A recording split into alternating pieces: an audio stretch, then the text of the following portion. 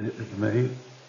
باب الله استع قلوبنا وغفر جميع ذنوبنا وجعل جميع استعدادنا لمعادنا توفر دواعينا فيما ينجينا ويقربنا إليه تعالى زلفى ويحطينا بمنه وكرمه آمين. ورضي الله تعالى عن سيدنا وشيخنا وأستاذنا ومربينا أبي العباس أحمد بن محمد التجاني وعن سائر ذريته وخلفائه ومقدميه ومريديه وعنا به وسقانا والمحبين من بحر سره وفيض معين بركاته في الكؤوس والأوسط.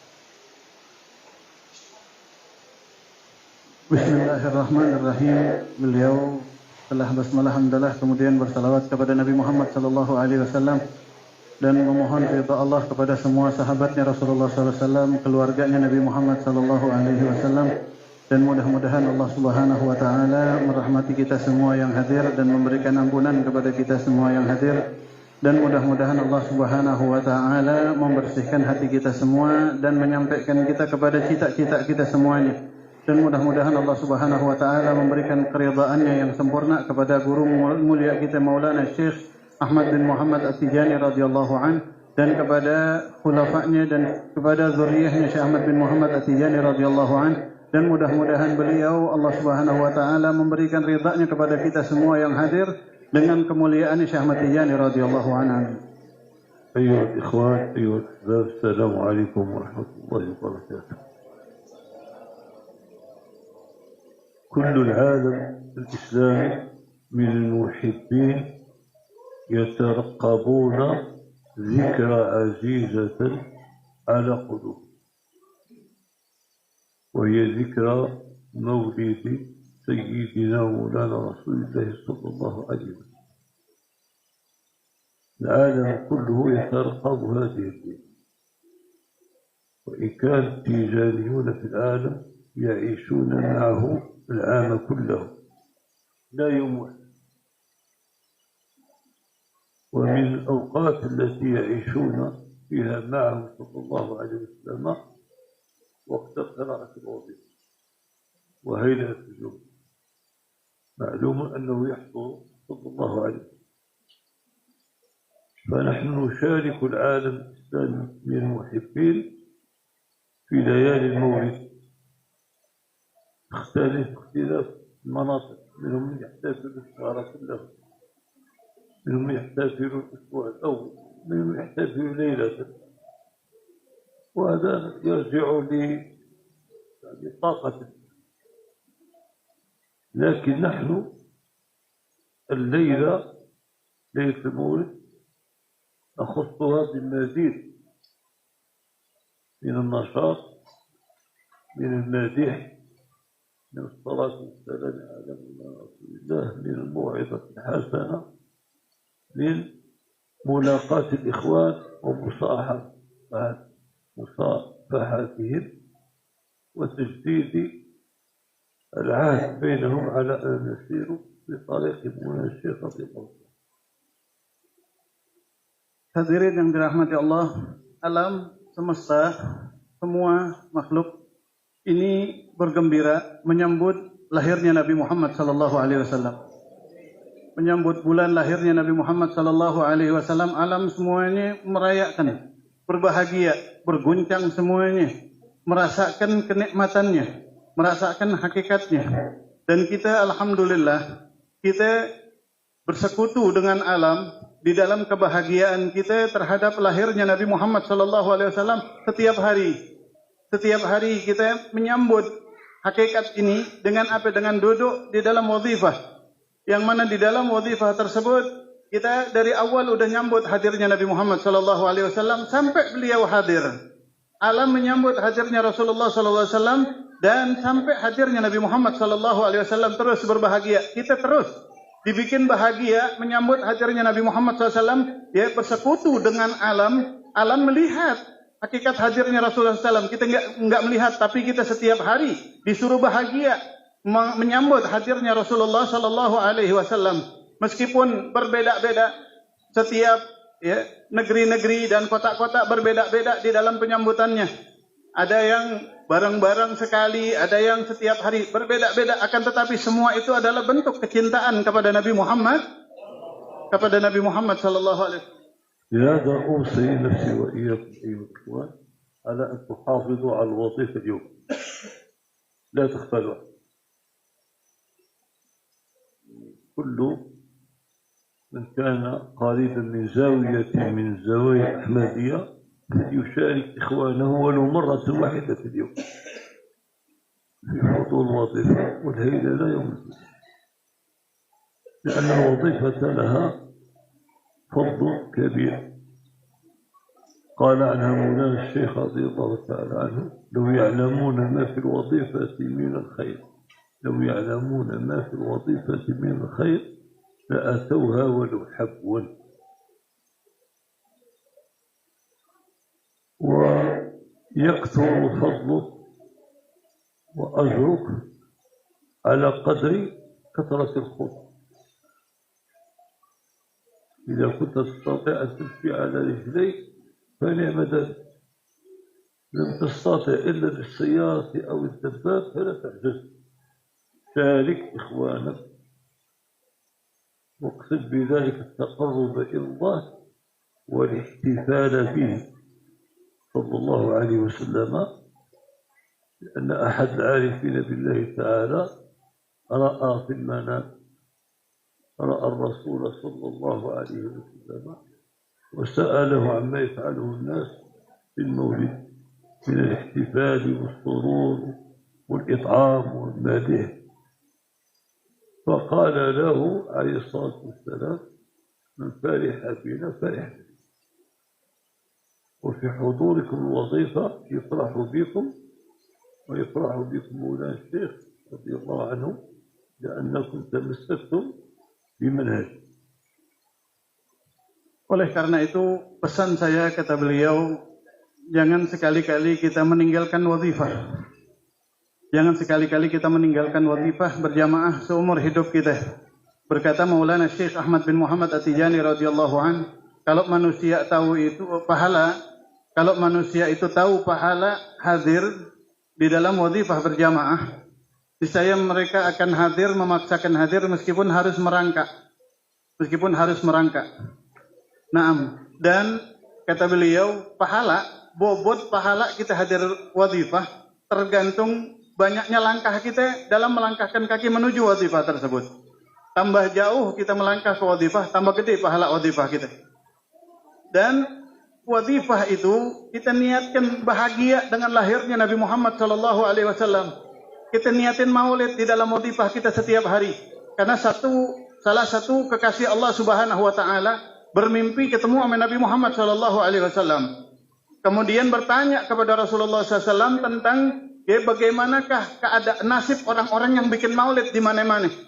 Bertanya tentang orang-orang yang bikin maulid, bagaimanakah mereka? Nanyanya langsung kepada Nabi Muhammad SAW. Akhirnya jawab Nabi Muhammad SAW, man fariha bina farihna bihi. Siapa yang bahagia dengan lahirnya saya juga bahagia dia jadi umat saya. Kata Nabi Muhammad SAW, maka jadilah kita ikhwan bahagia dengan lahirnya Rasulullah SAW setiap hari. Lagi jalan, mau wazifah, niat maulid. Lagi jalan, mau wazifah, niat menghadiri maulidnya Nabi Muhammad SAW. Di dalam setiap wazifah, Rasul bahagia dengan kita. Di dalam setiap wazifah, Rasul bangga dengan kita. Tambahan, guru juga guru mulia kita, kata beliau, Maulana Syekh Ahmad bin Muhammad At-Tijani radhiyallahu an, bangga kepada kita, bahagia kepada kita dengan hadirnya kita setiap hari wazifah. Mudah-mudahan kita bisa ngejaganya. لهذا معاشر الإخوان نحن نعيش لغاية واحدة، أن يتحقق فينا أننا عباد الله، أننا عباد الله وأتباع سيدنا محمد صلى الله عليه وسلم وتلاميذ ومريد هذا الشيخ العظيم الذي هو وسيلتنا إليه.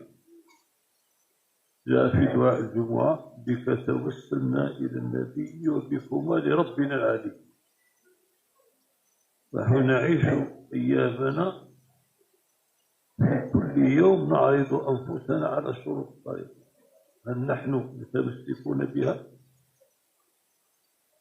ونعرض أنفسنا على أذكار الصباح في المساء، هل أدينا الورد اللازم في وقته صباح في المساء؟ هل قارئ الوظيفة؟ هل قارئ الهيللة؟ إذا قمنا بهذا العمل نستبشر ونحمد الله ونسأل الله أن يثبتنا على ذلك وأن يميتنا. إذا وقع منا أو من أحدنا تقصير فليتدارك ذلك قبل الموت، يصحح علاقته بالله وعلاقته برسول الله صلى الله عليه وسلم وعلاقته بالشيخ رضي الله تعالى. Oleh karena itu, maka kita ikhwan Tijani, orang yang hidup sebagai muridnya Syekh Ahmad Tijani radhiyallahu an, telah membuktikan kepada Allah kalau kita ini orang yang mencintai Nabi Muhammad sallallahu alaihi wasallam. Tijani ini bukti. Kapan kita membuktikan? Setiap hari kita membuktikan. Setiap hari kita membuktikan cinta kita, menyatakan, memfaktakan cinta itu menjadi fakta bagi kita kepada Nabi Muhammad sallallahu alaihi wasallam dengan setiap hari kita merayakan maulidnya Nabi Muhammad sallallahu alaihi wasallam. Oleh karena itu, ya, nasihatin diri kita masing-masing untuk setiap hari menjaga wiritan kita.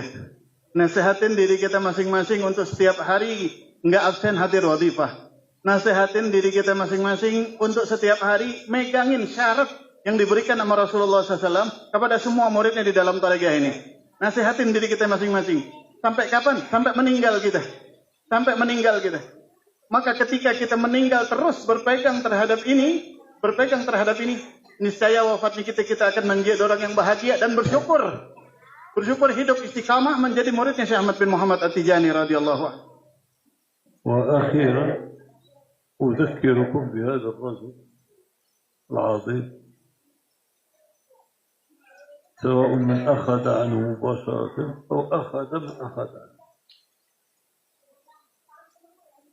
كان لا يجلس في بيته وينتظر لك،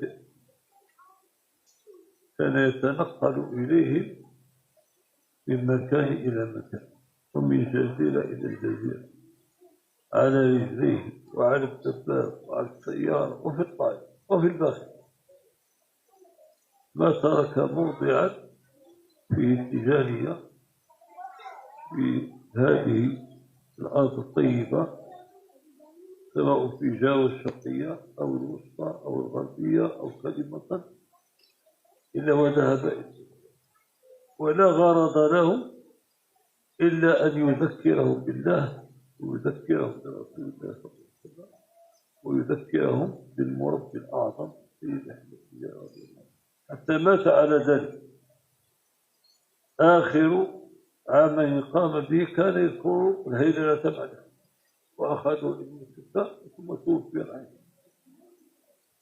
إذن هذا الجهد الذي قام به السيد الحبيب جعفر علي بن رحمه الله ورضي عنه لا تضيعوه، دائما استحضروا بأنه على كبر سنه وعلى ضعف جسده، لأن كان له أعمال القلب ولم يتخلف عن الوظيفة، بل كان يذكرها 4-5 مرات مع الإخوة.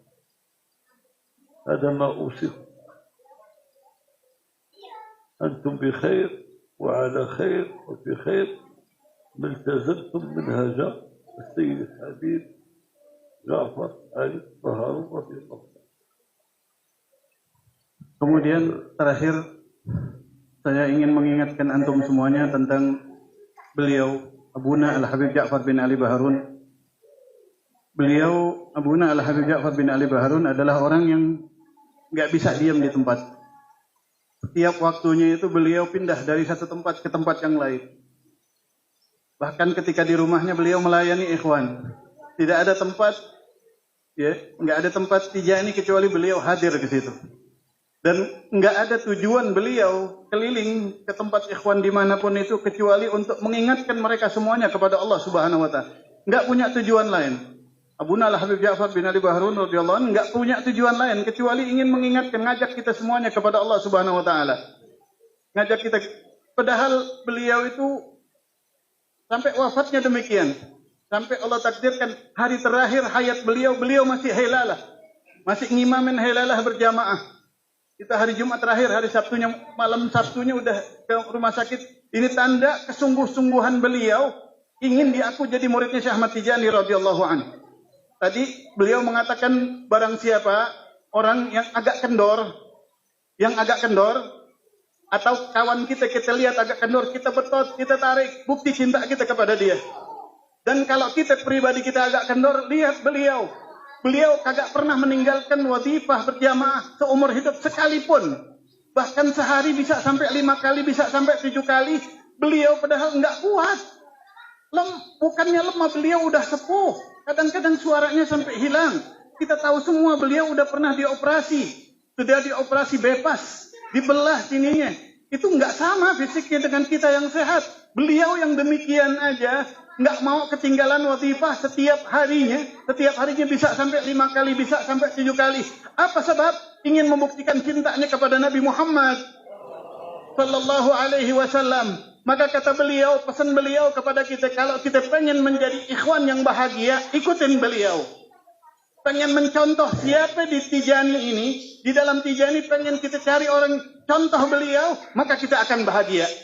Kalau kita mencontoh beliau Abu Habib Ja'far bin Ali Baharun, kita bakalan bahagia, bakalan benar kita meniti jalan menuju Syekh Ahmad bin Muhammad At-Tijani radhiyallahu an, karena beliaulah orang yang bersungguh-sungguh ya menjadi murid Syekh Ahmad Tijani radhiyallahu an. Ini wasiat saya ke antum semua, kata beliau. Ini wasiat saya kepada antum semua. وأخيرا نختم بالدعاء.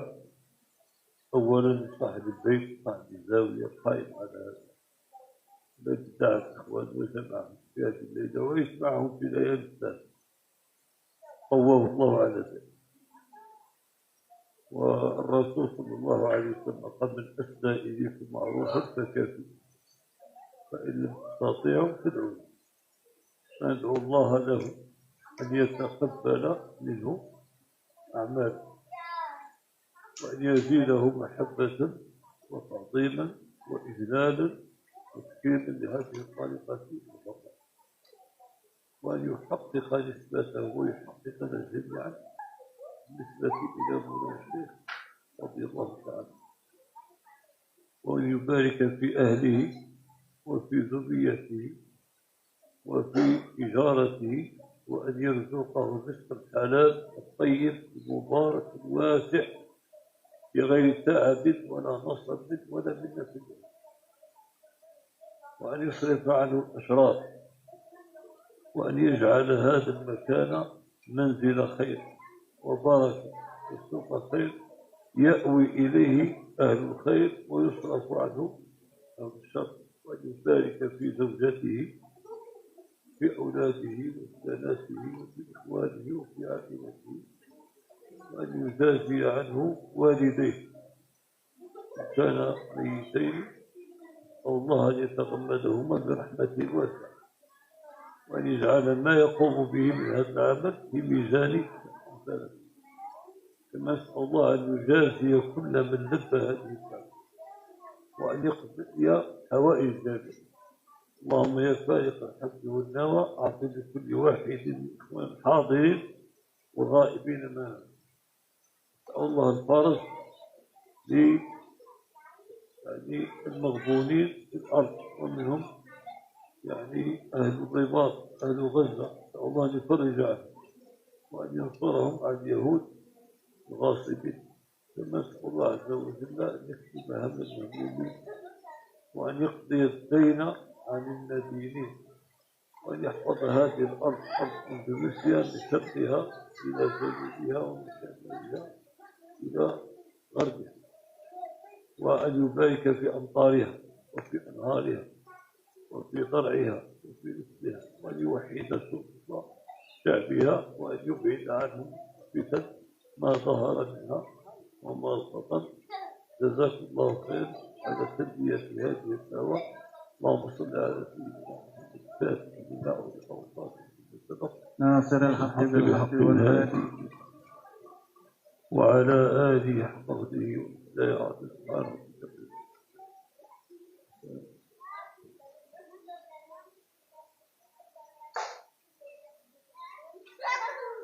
Terakhir beliau mendoakan khusus kepada sahibul zawiyah, sahibul majlis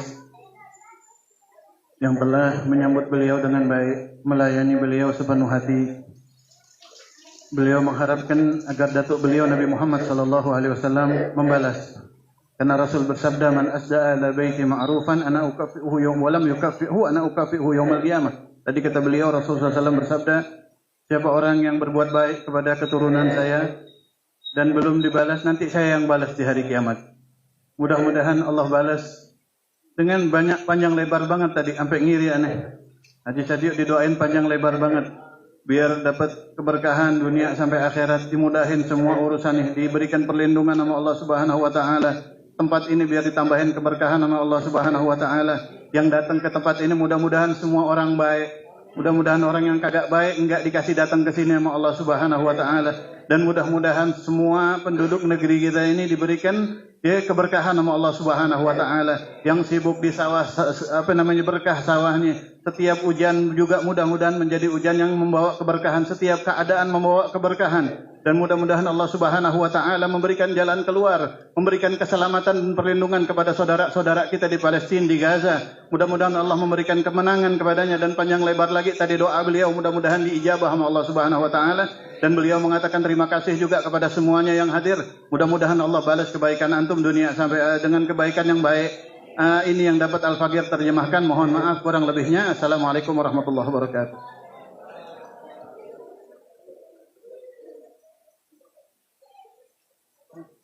Sallallahu ala Muhammad.